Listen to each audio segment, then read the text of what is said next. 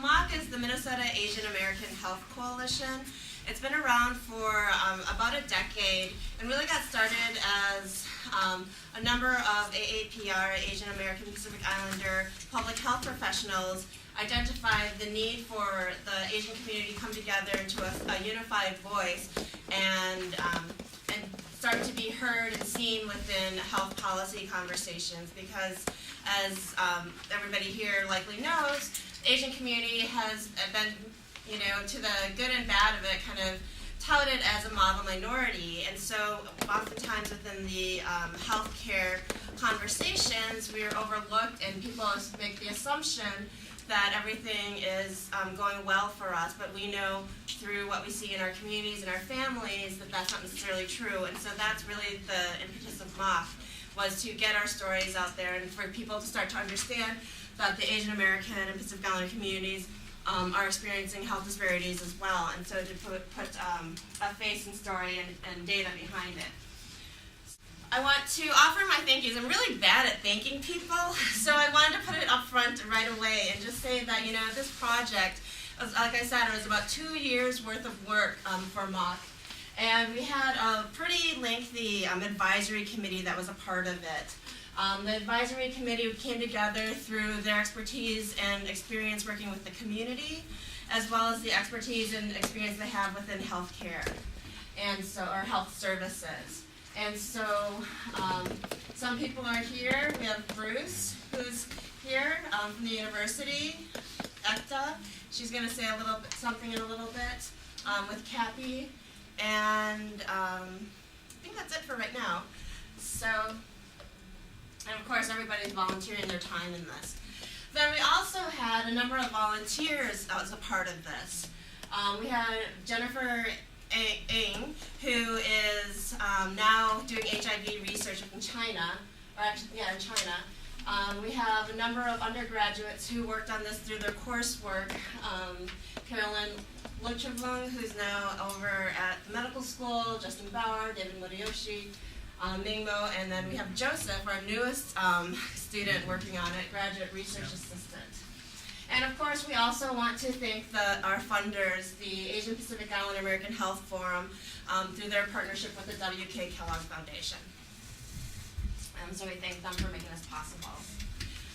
The purpose of the blueprint was really to be able to analyze the health issues and recommendations of the past.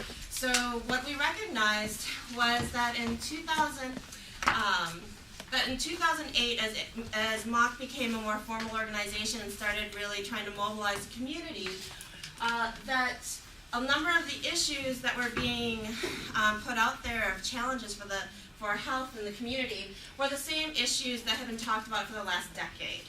And so when we would talk to people about what do you think needs to happen within healthcare or here in Minnesota to improve our community's health, people were very tired of telling us the same thing over and over again. They're like, we told you this in 2001 at your very first summit. We told you this in 2006 when you did this community health survey.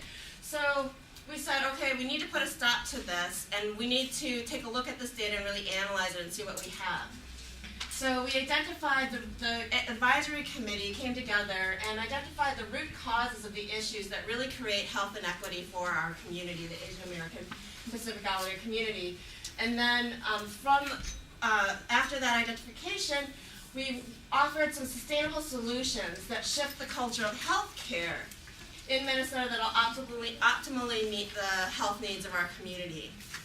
And so I think the two really key things to take from the slide, well, three points, but the three things is really that we're really honoring the work and the voices of our community from the past. We're valuing what people have said over time, funding, needs, but really about taking a look at the healthcare system as a whole and what can we do to shift that culture of health.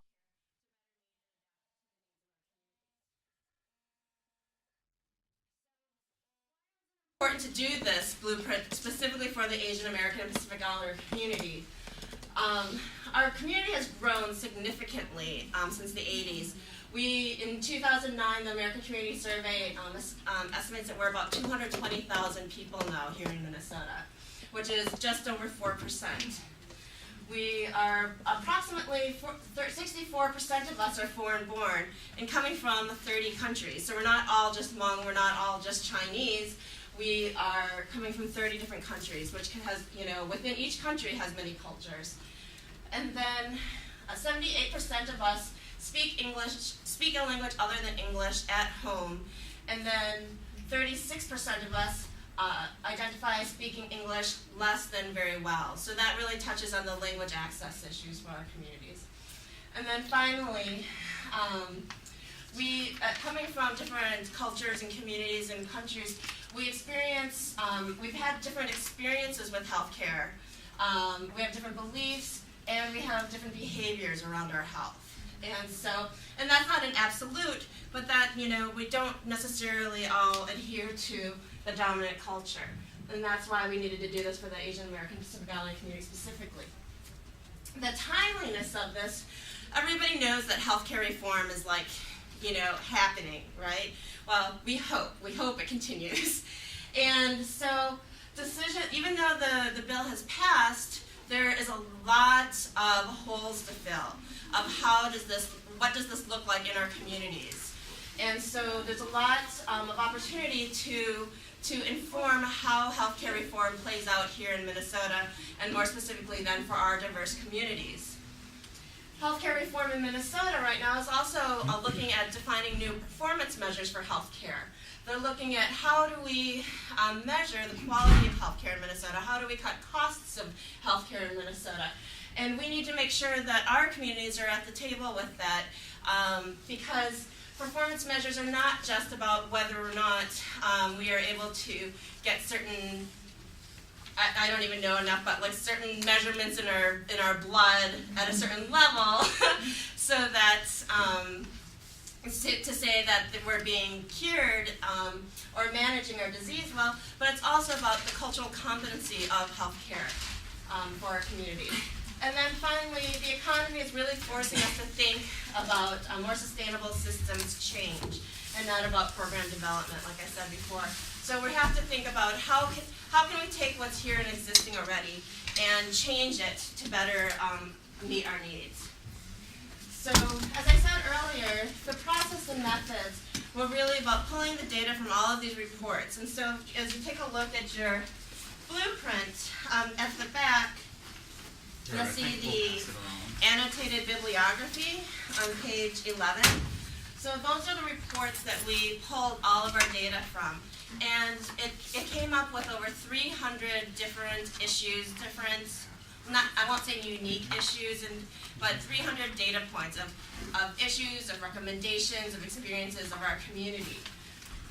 Then we clustered the data to identify the core themes that we saw within all of this data. And so on page 14, on the recommendations behind the blueprint, this is a lot of those data points and how we clustered them as an advisory committee. So you can see what is behind the themes of the blueprint and the recommendations of the blueprint. And then finally, then we reflected on the current realities, and that was really an essential piece of our advisory committee, which is reflecting on the current realities of healthcare and health here in Minnesota, the existing systems and issues that could pose the greatest impact for our community. So if an issue we thought just would affect 5 people, we might have put that on the back burner or tried to clump it into something else that might have a larger, more immediate impact for our communities. And then finally, we reached out to experts beyond our advisory committee, because we realized that we have an ideal of what needs to happen to our communities, but what is really feasible. So we wanted to make sure that our recommendations were feasible as well. So that was really the process and methods behind the blueprint. And so through that, we identified 4 core areas: community empowerment, culturally relevant data and research, professional development, and strengthening the processes that reinforce healthcare or health access. So within community empowerment, we really were talking about engaging the Asian American Pacific Islander community on a larger level to have an authentic and real voice at the table around healthcare. So we talked about increasing the representation of our community at decision-making bodies, increasing health literacy so that we had greater knowledge about our options, increasing the role of traditional healers within healthcare so that instead of experiencing two different health systems, we were able to bring them together, and then increasing the investment of community serving community. So it's not about investing in some large entity that can serve everybody, but really investing in our communities to create programs, interventions, experiences for our communities that are tailored and coming from our people. All right. Oh, that's fine. The culture of relevant data and research is kind of maahc's bread and butter. It's what we really were founded on in 2000. In order for us to advocate effectively for the health of our communities, or for our communities, period, we need to have data that reflects the experiences that truly represents our communities and reflects our experiences. So we need to establish best practices for the data collection. The phone surveys are not the best way to do it. Ensure evaluation of health policies that include a perspective that is inclusive of AAPI, immigrant, refugee, and limited English proficiency communities. Increasing the capacity of our community to access and utilize the data. So we don't necessarily always know where the data is that we need, so increasing our ability to do that and understand what that data means. And then ensuring that community partnerships and research. So getting more equitable research models out there to work with our communities. Professional development is really about getting the healthcare system to be much more responsive and reflective of our community. So increasing the number of AAPI community members in health-related careers. So we're not just talking about physicians, we're not talking just about specialists or nurses, but we're also talking about mental health. We're also talking about that youth outreach. We're also talking about social workers. And so we're looking at the whole spectrum of health. Then improving quality and availability of healthcare and language services. And so it's not just about translating that document into Hmong, Vietnamese, Chinese. It's about developing literature and information that are responsive and reflective of the cultures and communities. And then building on existing assets to increase culturally competent workforce. So again, it's building the capacity within our communities. And then finally, our fourth area is strengthening the processes that reinforce health access. It's really about systems change, but we thought that systems change was a little too plain, so we added a bunch of words. But so getting the health system to be much more responsive. So it's about enforcing the culturally and linguistically appropriate services standards. They're out there. Every healthcare entity or every entity that receives federal funding has to have a plan around it, but the quality of that plan, there's no guideline to that. And the enforcement of that plan, it's really up to us to enforce it. So if we don't even know about it, then nothing's going to change. So we really need to improve that system. Increasing recognition of enabling services. A number of our service agencies do so much work that is not recognized by any funding stream. So, whether it be doing cultural brokering, whether it be transportation, doing interpreting when it's not even their job, a lot of work that our social services agencies do is not being funded through the current payment models for services. So we really need to increase the recognition of those enabling services, and then increase and expand the reimbursement structure within the healthcare system to be more responsive to our health beliefs. So if we want to go, if our community needs to go and see an herbalist from the community, making that available through the healthcare system, that we can access and purchase the remedies that our communities need to take good care of our health. And right now, the healthcare system doesn't necessarily recognize all of our methods of health, taking care of our health. So that's the systems.